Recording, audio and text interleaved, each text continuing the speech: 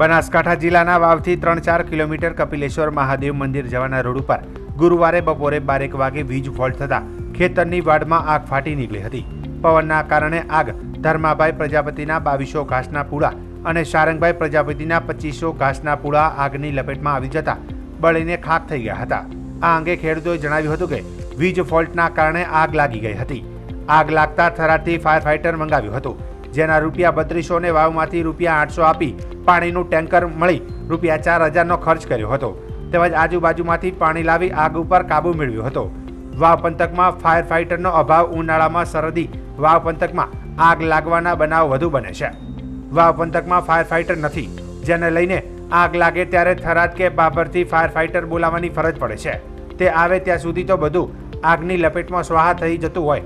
આ સરહદી પંથકમાં ફાયર ફાઇટરની સુવિધા ઉપલબ્ધ કરાવવામાં આવે તેવી લોકમાંગ ઉઠી છે।